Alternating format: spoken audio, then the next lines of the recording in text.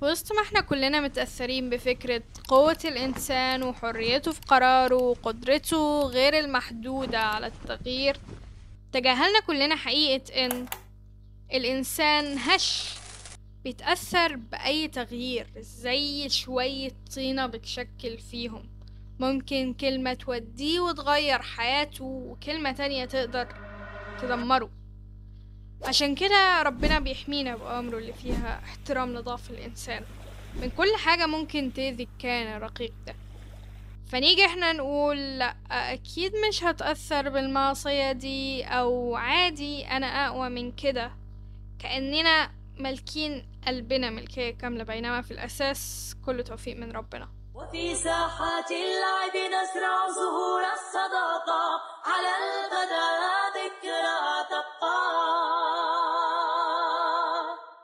في دنيا